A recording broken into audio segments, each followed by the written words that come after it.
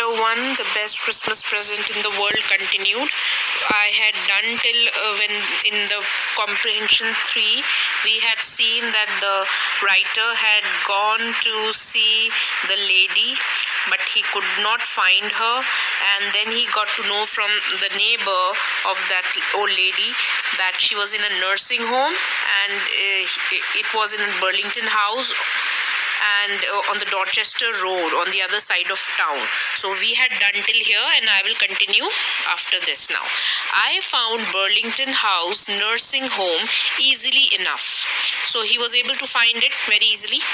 There were paper chains up in the hallway, and a lighted Christmas tree stood in the corner with a lopsided angel on top. So as this was Christmas time, so everything was decorated, and there was a Christmas tree also in the corner.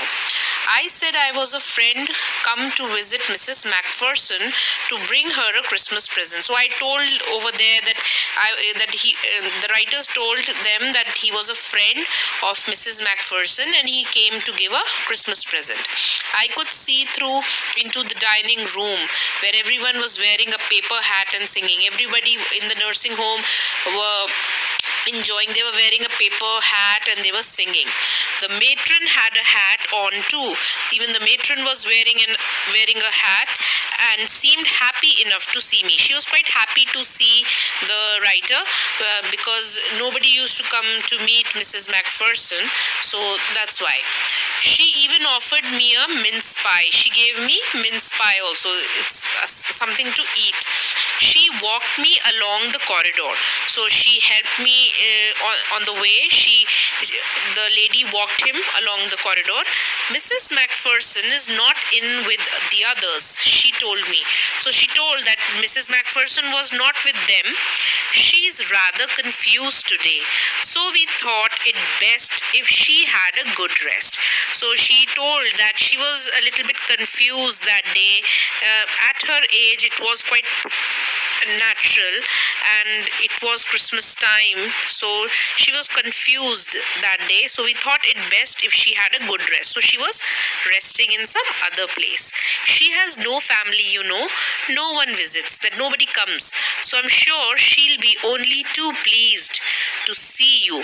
So she says that nobody comes to meet her, so now if you'll meet her, she might be pleased. She might feel happy. She took me into a conservatory with wicker chairs and potted plants all around and left me. So she brought her in the room where that lady was, and she left.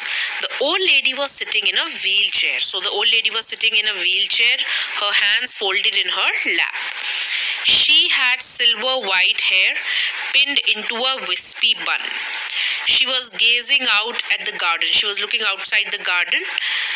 "Hello," I said. She turned and looked up at me vacantly. So she was just looking at me. I said, "Happy Christmas, Connie," I went on. "I found this. I think it's yours." So when he wished her Happy Christmas and addressed her with the name Connie, and then he says, "I found this. I think it's yours." He's talking about the letter. As I was speaking, her eyes never left my face. So she was looking at the writer, the narrator. I opened the tin box and gave it to her. That was the moment her eyes lit up with recognition, and her face became suffused with a sudden glow of happiness. Suffused with means glow of happiness, spread all over her face. All her face was covered with happiness. There was so much shine on it. I explained about the desk, about how I had found it, but I don't think she was listening. I was telling her about the desk, that how I got the desk and how I got the letter, but he thinks that she was not listening to all these things. She was only staring at him. For a while, she said nothing, but stroked the letter tenderly with her fingertips. So she was just very smoothly, softly, tenderly, she was just touching the letter. Suddenly, she reached out and took my hand, and then suddenly she took the writer's hand. Her eyes were filled with tears. She was crying. "You told me you'd come home by Christmas, dearest," she said, "and here you are." So now she's saying, "You told me you'd come home by Christmas." If you remember, in the letter it was written that we'll meet soon. We shall be together again soon, I'm sure. That Christmas time it was. So she's thinking about that only. And she's saying, "And here you are, the best Christmas present in the world. Come closer, Jim, dear. Sit down."